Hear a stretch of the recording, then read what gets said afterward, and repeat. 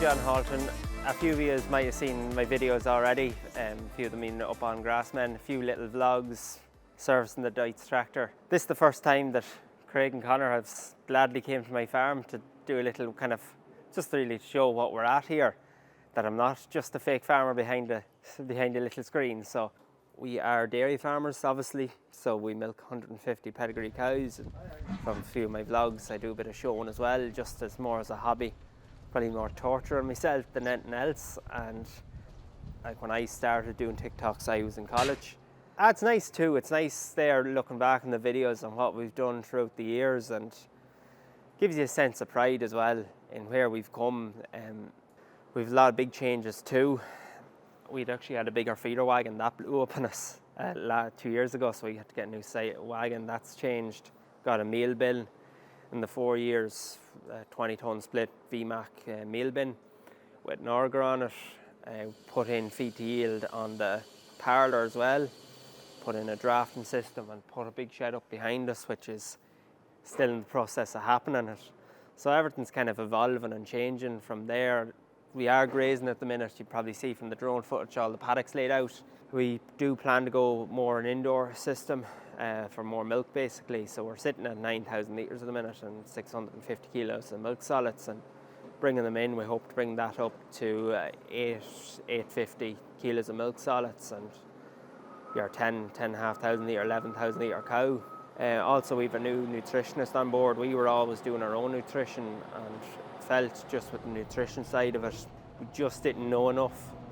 We wanted more protein, and how do you get it without overloading protein? Because if you give too much protein to a cow, embryo loss is there, and all you end up in a big ball of problems. So you have to balance it well. So that's why we got in a dietitian from Paul and Vincent's that we buy our feed off. Connor Smith, very good dietitian, so he's come on the scene as well to give us a hand to try and get to where we want to. A few other things have to be gotten out this year as well. Once you start changing the system, everything has to change.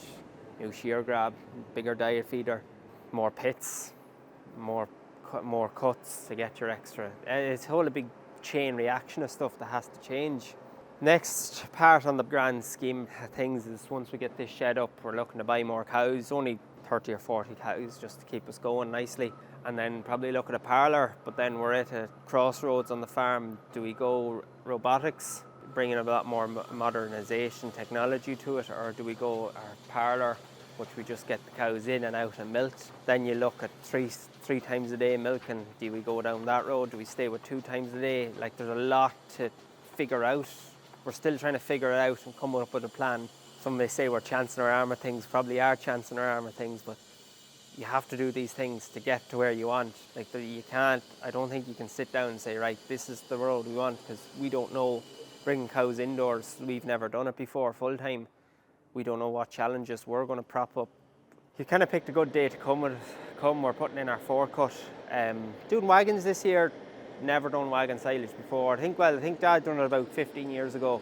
The wagon technology never really came up to play until really recently. I remember wagon grass as kind of lumpy, bale, silage, not great, kind of like cotton wool in a pit. That's my vague memory. So this is the first time we're trying modern day wagons. Happy enough so far. Looks all right in the pit. It'll be nice to see what it'll be like in the feeder in a couple of weeks' time. We have done our first cut in early May, second cut in June, July time, in between the months, third cut in August, and our fourth cut in the 1st of October. This is 3rd of October. Weather's been really good, holding up really well. We were kind of a bit shaken last week with the rain.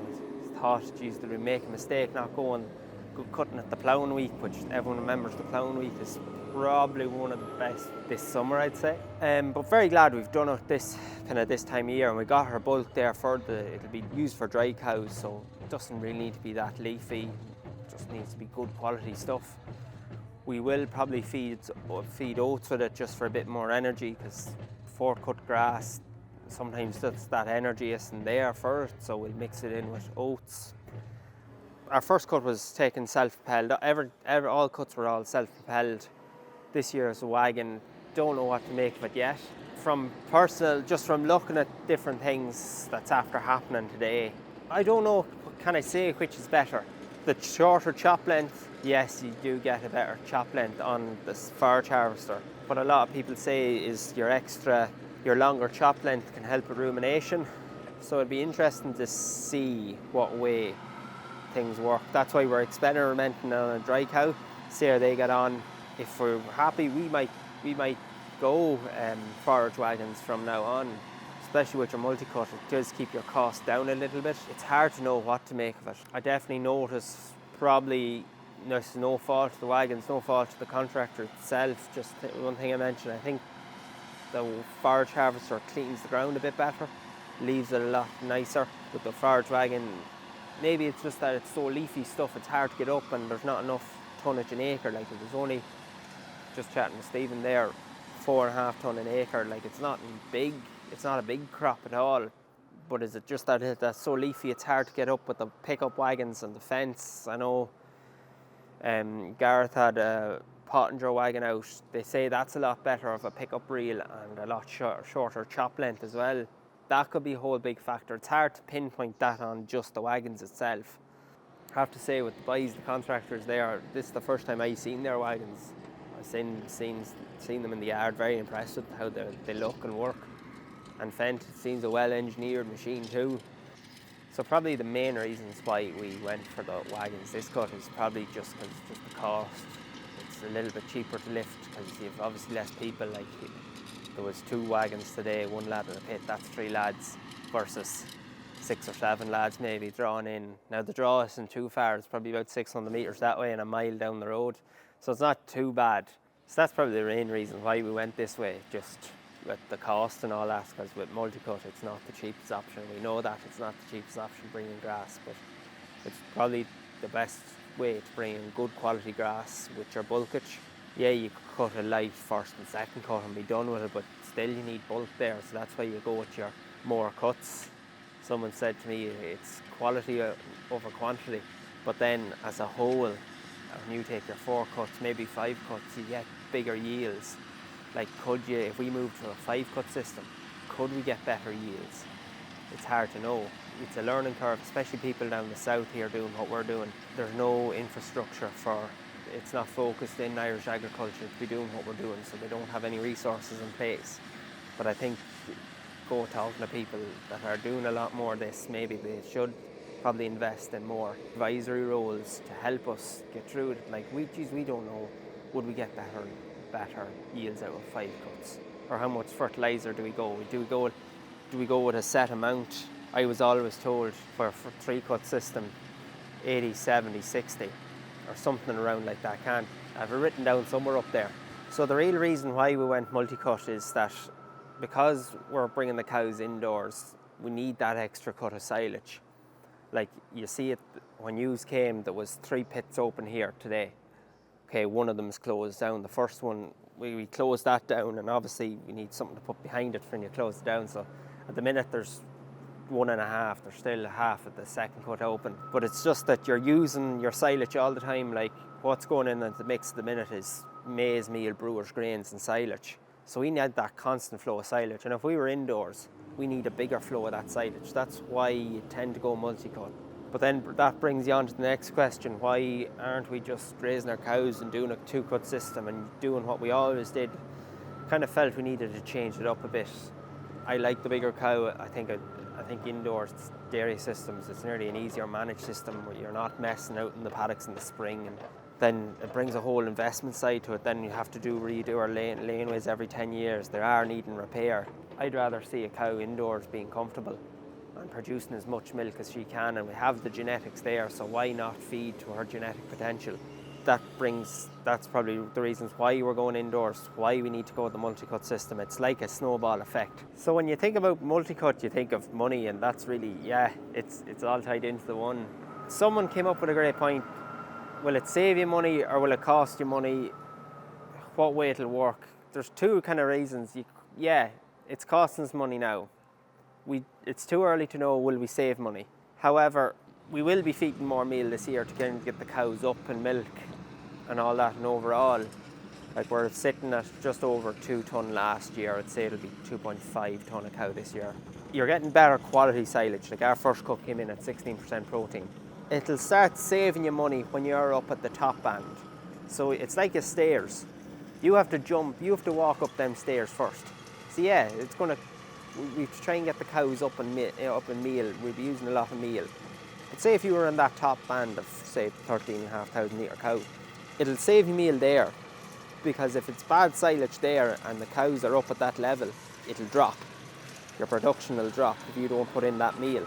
However, when you've good quality silage, it'll decrease your meal bill instead of increasing it. So if you wanted to stay level at, say, I pick a 9,000 litre cow, will it save you money? Probably will. You'll cut down a meal.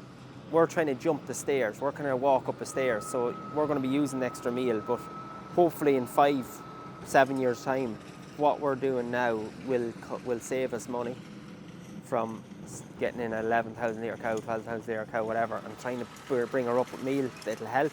So it's all stepping stone. That's probably the best way to describe it. So as you see at the minute, we're putting up a new shed. The reasons why we kind of need a new shed were we've 150 cubicles here. Plan in our head is to be kind of milking her up around 180, 200 cows. So we need new cubicles. As I said, there's no point putting up a 50 cow cubicle shed and in 5 years' time, if we get a lease on a land or if we go to buy more land at some stage, oh, we need to put up a new shed now. So when you're doing it, you might as well do it right and put up a big shed, with a large amount of cubicles. So it's a 110 cubicle shed, well 112 to be precise. Flow channel, the design of it, it's basically like these two sheds here, except they're going that way.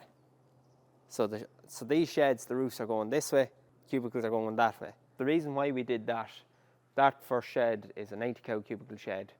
The designs were got off Teagasc 25 years ago. Back then, we didn't think we'd be going such a big cow. They were kind of more your traditional British Frisian cows, a bit more smaller. Cubicles are a bit tight for them, want to get a bit more comfort. So going with the bigger cubicles, a mattress as well, to help with more comfort. So the way it's kind of laid out, it's one row of head-to-head cubicles. I think it's like 56 cubicles or something like that. Head-to-head, in the middle feeding passage, same again, head-to-head, and then a thoroughfare. So when we do the parlour, we want everything under one roof. We don't want to be walking, and I like my comforts, as people say, so I don't want to be walking out there to bring in the cows when I can just open up the gates here and I'm all under one roof and I'm nice and cosy and comfortable and start milking. Everything in one contained unit. And especially if we're indoors, you don't want to be walking cows out and messing around in rain. And at least it's nice and comfortable for yourself as well. The biggest thing about that shed is the heat guard roof. We got the heat guard roof off Brett and Martin up in Belfast. I have to say, my father wasn't too keen on the idea. I kind of talked him into it, said, look, it'll be all right. It'll be all right. We'll go up and look at the shed and see what it's like, and really like the idea of it. The idea is to let the light in but the heat out. My father's big thing was that you can't space sheet it. He loves air, and air is great. That's why you put it up a bit more higher than the other sheds, just for that airflow. But also as well, you can't just space sheet that heat guard roof. It just doesn't work. But I have to say, it's a big lighty, airy shed. We were working here with the builders doing it till about say 7:30, and it's this time of year, it kind of gets dusky, and you could definitely see the difference in the old shed and the light shed. It was actually crazy just seeing that difference in light. And as well, best time for a cow to be in her milk is the longest day of the year. So we're going to try and simulate the longest day of the year. So that's the whole idea, that you'll get more milk out of the cows. Cows are going to be more comfortable. A nicer working environment, because no one likes working in a dark environment. If it's light, and even if we do go down the route that we want to employ someone, I want someone here to be comfortable. You'll see the cows coming up. Dad be starting the milk machine in a bit. The cows they're predominantly Holstein, and we've been breeding Holsteins here for the last 20 years. Our goal at the minute is to breed for milk. So our calving pattern's a bit all over the place. Some may call it all year round, other people call it seasonal breeding. We just breed the cows. So we kind of start we probably start in December, and that carries on till June, July time. Stop for a month or two, then get back into it in September, October, November. So and we're looking to buy in stock at the minute to boost it back up our autumn calving stuff, because it went just, there was a bit of a mess. Especially, I think Dad found it hard when I went over to college and there was no one else here, and he thought just go kind of have your long spring calving period and calve through the summer. So we're trying to bring that autumn milk back in for keep our levels up. So that's really what's happening at the minute. So from December to March is AI, and then the bull is let in. He's floating around. We've just taken him out actually in the last couple of days. And then we keep a few Herefords as well. That is another different line. We won't get into that. There can be good arguments about having them here. So we're slowly selling them. We have to sell them for nitrates anyway. We can't keep them. So that's really what we're at. So the reasons probably why I joined GRASSMEN is that in 2020 I started up a TikTok channel, and that's been growing nice and steady. And I was over in England as studied out in Harper Adams University. The plan was to go home and farm, but I was working for another company that I ended up finishing up with them. So yeah, that's really it, and I really enjoyed making content. And GRASSMEN for me it's the place to get content, both agricultural and mechanical machinery. And I said, right, these boys doesn't know too much about farming. We'll bring the farming side into it. So Connor looking very confused behind me. Had to give that nudge at Connor. So that's really it. And look, kind of, I wouldn't be a machinery man at all. You're standing beside the only tractor I have, and it's a feeder tractor. It doesn't come off the feeder at all. You might as well weld it onto, get a gas welder and weld it onto the hitch. So I wouldn't know too much about machinery. Very much stock orientated. My father said he wouldn't let me near a machine. Yeah, I do a bit of drive for other people, so it must not be that bad. So yeah, that's really why. And look, I'm learning about the machine side too. That's not saying that we're going totally with farming, but I'm learning as well about machines and how different things work, and different knives and different blades. And you know yourself, there's a whole different world of machinery stuff out there, but I'm learning that slowly. I haven't done too much camera work. I was coming from a very much a presenting role. This is me in front of the camera. I'm still getting used to trying to set your cameras up and trying to set them up right. And yeah, I did make a mess of it today, I'll admit that.